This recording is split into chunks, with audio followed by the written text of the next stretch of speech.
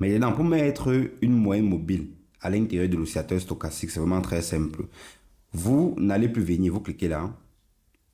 Vous cliquez là. Une fois que vous cliquez là, vous venez ici, vous allez voir.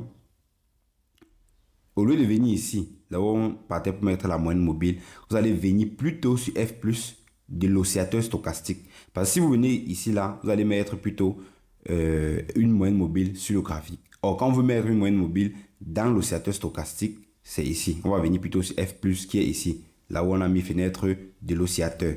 Donc, vous venez ici sur F+, qui est ici en bas. Vous cliquez. Une fois que vous cliquez là sur F+, vous venez ici sur tendance. Là où il y a tendance ici, vous cherchez seulement moving average. Vous cliquez là et c'est tout. Vous mettez votre moyenne mobile. Et si vous utilisez la moyenne mobile de 50 dans l'oscillateur stochastique, donc vous venez tout simplement ici, vous mettez 50. Donc si je clique par exemple ici sur la moyenne mobile, vous allez voir ici là, 50. Et c'est tout. J'ai mis ça en haut.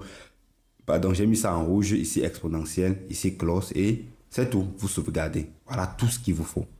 Une fois que vous faites ça, vous êtes prêt maintenant à prendre des positions. Comme vous voyez, je suis en train de prendre des positions là. C'est tout.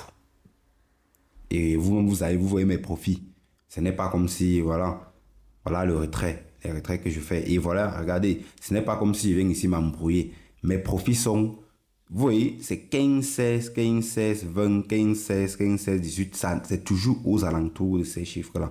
Pour vous montrer que ce n'est pas un tâtonnement. C'est une stratégie qui est travaillée, qui est précise. Ce n'est pas qu'on vient s'embrouiller.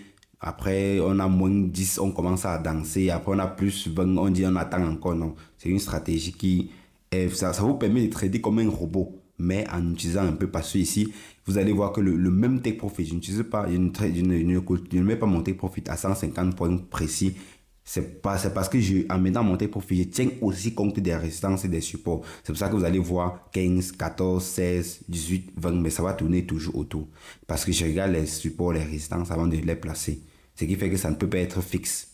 Mais au moins, vous savez que mon take profit doit être aux environs de 150 points. Mais en regardant les supports et des résistances, ça vous permet d'optimiser les résultats.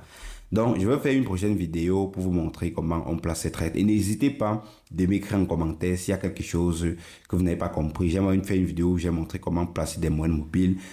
Actuellement, je suis en train de vous montrer comment on place l'oscillateur stochastique et une moyenne mobile dans l'oscillateur stochastique. Si vous avez encore des difficultés pour créer votre compte, pour lier votre MT5 à des riffs, écrivez-moi. N'hésitez pas également de nous rejoindre dans notre groupe WhatsApp où on s'échange pour pouvoir mieux optimiser et on partage des connaissances pour pouvoir avancer avec cette stratégie. N'hésitez pas à donner un like. Pour ceux qui regardent des vidéos qui ne s'abonnent pas, c'est le moment pour vous de vous abonner et de partager également des vidéos. Lâchez-moi un gros pouce, abonnez-vous et puis on se donne rendez-vous demain pour une prochaine vidéo. Ciao, c'était Mathias.